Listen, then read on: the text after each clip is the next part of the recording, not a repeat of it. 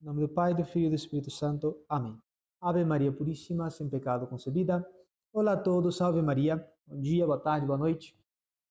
Com esse vídeo, retornamos com as aulas do curso de Teologia Moral para Laicos. Hoje é a aula de número 22.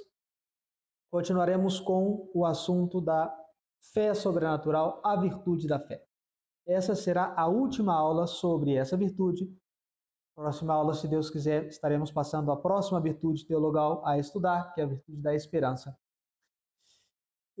Porém, eu gostaria de fazer um amparo de psicologia, uma questão de suma importância para a prática cotidiana da nossa fé, tanto desde o ponto de vista positivo da vida cristã, ou seja, a prática das virtudes, os dons do Espírito Santo, etc., tanto do lado negativo da vida cristã, que é a luta contra os vícios, contra os pecados, etc.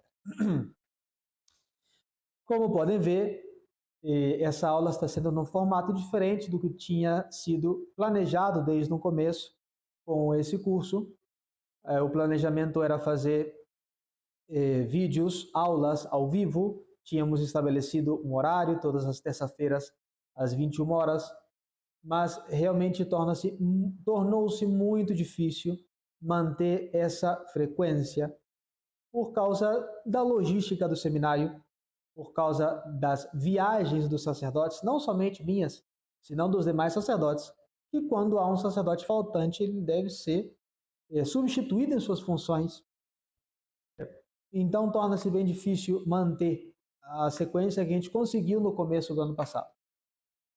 Na medida das nossas possibilidades, vamos continuar aqui com essas aulas que entendo que fez bem a muitas almas.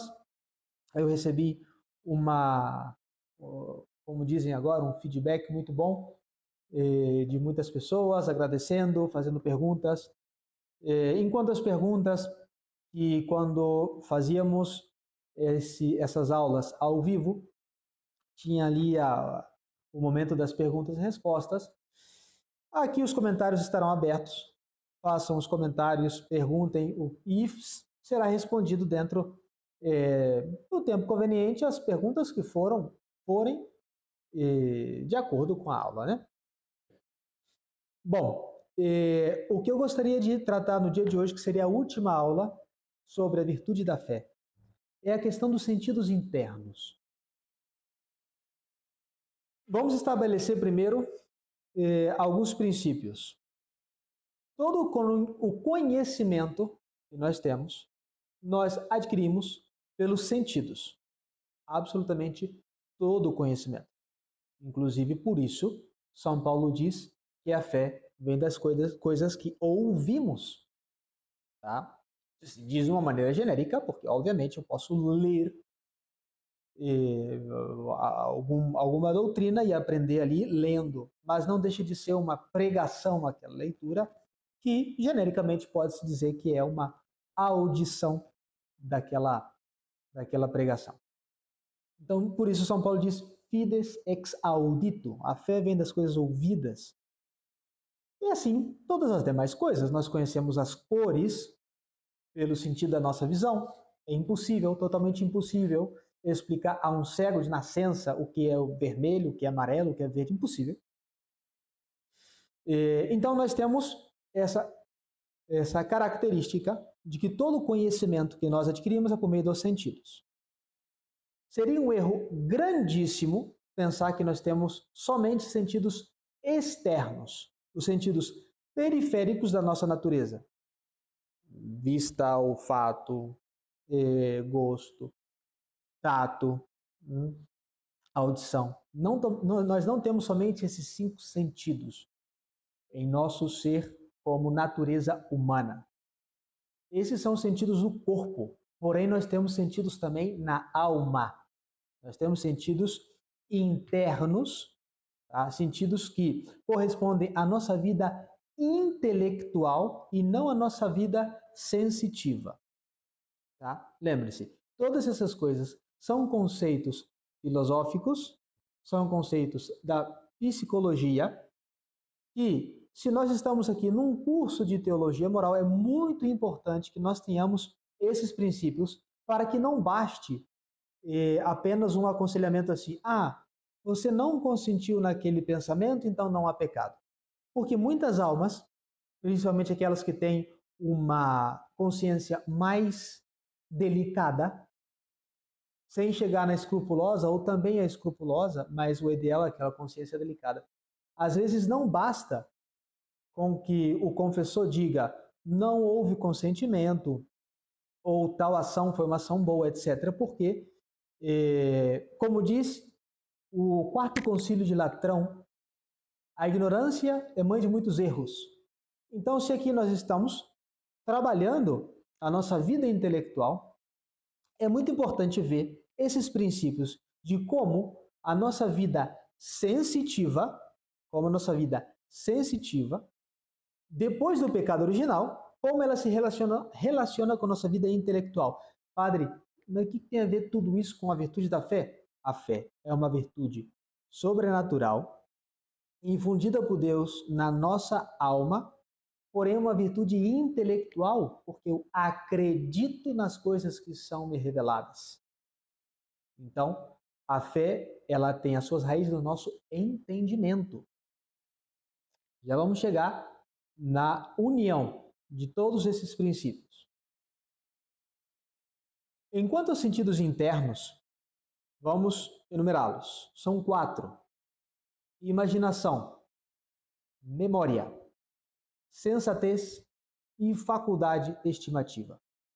Esses 4 sentidos internos, ou que em alguns tratados de filosofia têm o nome de tato interno, são uma série de sensações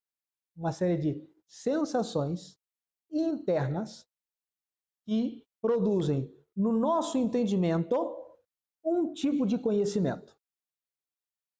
Assim como nos sentidos externos, olhos, ouvidos, boca, nariz, assim como nos sentidos externos, por meio de uma comunicação, eu vejo algo, eu adquiro um conhecimento da coisa que eu vi, da mesma maneira, quando eu sinto alguma moção, dos meus sentidos internos, há ali uma adquisição de um certo conhecimento. Lembre-se, tudo o que nós conhecemos por meio dos sentidos. Nós percebemos as coisas por meio dos sentidos. O que acontece? A natureza humana é uma natureza em si perfeita, porque é criação divina. Santo Tomás estuda na Suma Teológica se a natureza humana poderia ser mais ou menos perfeita, isso é outro assunto. Mas toda a imperfeição que nós temos vem do pecado original. Absolutamente toda imperfeição.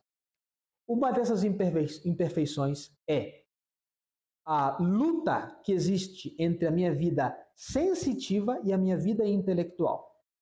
E não outra coisa, quis dizer São Paulo quando diz que a carne luta contra o espírito e o espírito luta contra a carne. Porque a minha vida sensitiva, o meu corpo, muitas vezes pede o que o meu entendimento diz que eu não posso ter aquilo. Por exemplo, a vontade de comer carne num dia de vigília. O meu corpo, ele pede, porque eu sinto aquele cheiro de carne num dia de sexta-feira, me dá vontade de comer, porém o meu entendimento diz, não, isso está proibido, hoje é sexta-feira santa, não podemos comer carne. Então, esse é o aspecto da nossa vida espiritual que eu gostaria de chegar. Quando nós sentimos uma coisa e o nosso entendimento mostra um farol vermelho, amarelo, verde. Não posso fazer, tenha atenção, vai e faça. Primeiro vamos fazer uma analogia entre os sentidos externos e os sentidos internos e o que é o consentimento. Seguindo a mesma linha de raciocínio de que eu disse recentemente, a questão de que eu sinto aquele cheiro de carne num dia de sexta-feira e sem nenhum tipo de possibilidade, sem nenhum tipo de possibilidade de não sentir vontade de comer, aquele sentido me produz a vontade. E o meu entendimento diz que não, eu não posso consumir carne naquele dia, um dia proibido. Quando esse é um exemplo que nós podemos ver onde os sentidos promovem uma ação e o entendimento a rejeita, tá? Rechaça essa proposta. O que pensar quando é um sentimento de rancor, por exemplo? Nós temos aqui então o sentido externo do olfato que me produz a vontade de comer e eu não como. Não houve pecado? Eu senti uma vontade de comer, mas não comi. Não houve pecado. Seria um absurdo que uma pessoa chegasse e dissesse: Padre, eu cometi um pecado. Qual foi o pecado que você cometeu? Eu senti vontade de comer carne no dia de sexta-feira santa. Não, não há pecado aí, porque foi puro sentimento. Agora, se nós fazemos uma analogia com um dos sentidos internos, memória, por exemplo, eu tenho a memória de que em tal ocasião da minha vida, tal pessoa me produziu um mal. E eu sinto aquele primeiro movimento de rancor. Mas eu não tenho a intenção de atuar em consequência com esse rancor. Há pecado aí? Não. É puro sentimento. Assim como nós não temos controle dos nossos sentidos externos, para não cheirar, é só tapar o nariz, mas eu não posso simplesmente fazer um movimento intelectual e dizer não vou mais sentir cheiro. Não, nós não temos esse poder sobre os nossos sentidos externos, assim como não temos o poder sobre os sentidos internos. Então, muitas vezes, nós vamos sentir moções nos sentidos internos que vão ser simplesmente emoções sensíveis. E ali não há consentimento. Vamos entrar, então, de cabeça no assunto sentidos internos. Breve explicação de cada um deles. A imaginação é aquela fantasia do nosso entendimento, onde a nossa mente divaga sobre assuntos variados e inventa um monte de coisa. Uma coisa muito perigosa por um lado e uma coisa muito útil por outro lado. Se não fosse pela imaginação, não teríamos grandes inventores, aqueles que inventaram a luz, a internet, etc. Tudo uso da imaginação. Santa Teresa de Jesus chamava a imaginação da louca da casa. Se eu não me engano, no Caminho da Perfeição, ela diz: a imaginação é louca da casa. Então, esse é um sentido interno. O outro sentido interno é a memória. Memória é como se fosse a biblioteca da nossa alma, onde nós guardamos todas as recordações que podem ou me lembrar de um acontecimento passado ou podem prever um acontecimento futuro. Se eu comer tal coisa, vai me fazer mal porque já fez em outro momento. Tudo isso são as emoções do sentido interno chamado memória. Depois nós temos a sensatez. A sensatez é aquele sentido interno que guia a minha alma sobre o correto, sobre o que se eu estou fazendo é certo ou é errado. E eu vou me sentir bem fazendo o que eu julgo ser certo e eu vou me sentir mal fazendo o que eu julgo ser errado. Isso é sensatez. Depois nós temos a faculdade estimativa, que é o poder de escolha, em realidade. O poder de escolha. Eu escolho isso no lugar daquilo. Eu prefiro isso no lugar daquilo. Então, essas quatro sensações internas da nossa alma, essas sensações chamadas sentidos internos, imaginação, memória, sensatez e faculdade estimativa, elas são para a nossa alma, prestem atenção, elas são para a nossa alma o que os sentidos externos são para o nosso corpo. é a fonte de conhecimento, mas o fato de que tenhamos a sensação não quer dizer que o nosso consentimento está ali. Vejamos, o martírio de São Lourenço.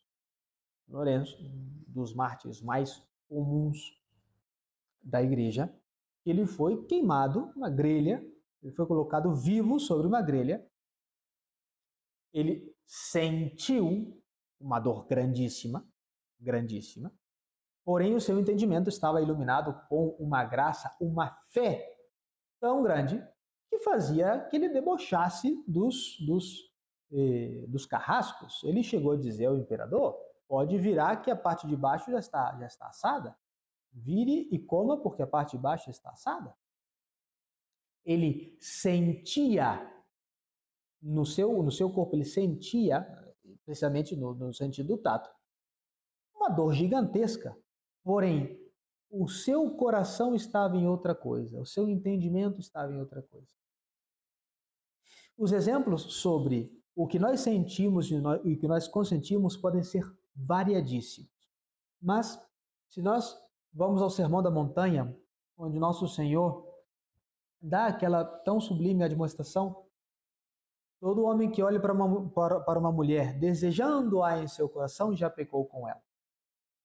Nós temos ali, então, nessa frase, nós temos todos os sentidos, um dos sentidos externos, todos os sentidos, perdão, voltando. Quando nosso Senhor diz, todo aquele que, olhando para uma mulher, desejando-a em seu coração, já pecou com ela. Então ali nós temos um sentido externo, aquele que olhar, a visão, e todos os sentidos internos,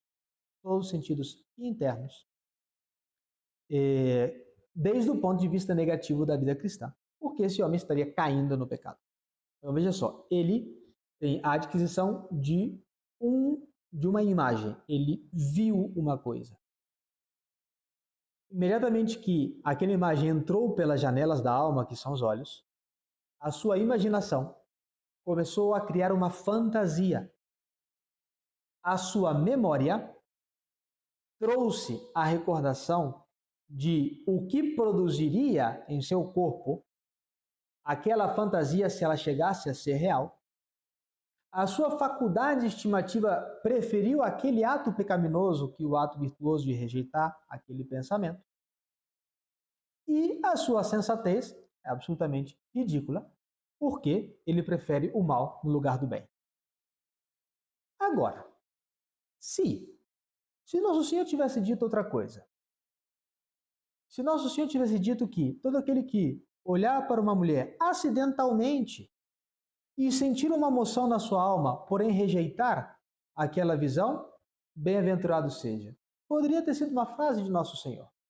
Porque muitas vezes, como eu disse, como nós não temos controle dos nossos sentidos,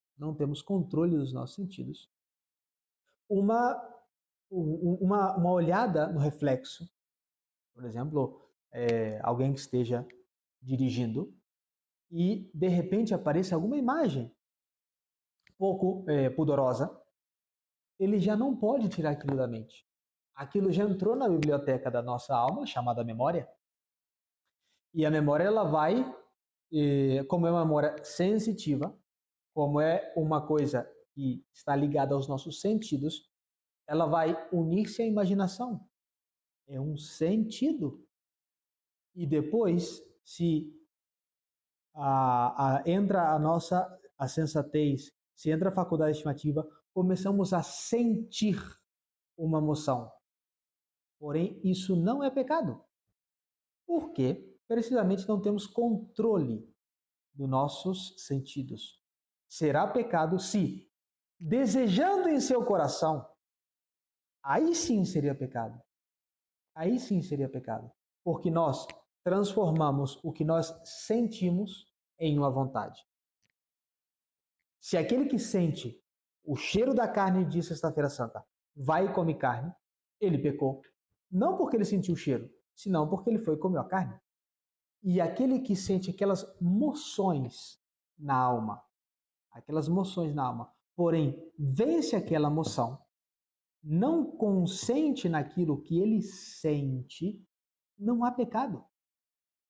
Então, muitas vezes, quando a nossa memória, quando não estamos atentos, quando nós não estamos conscientes, muitas vezes quando a nossa memória e nossa imaginação produzem uma grande fantasia na nossa mente e nós não estamos atentos àquilo, nós não pecamos.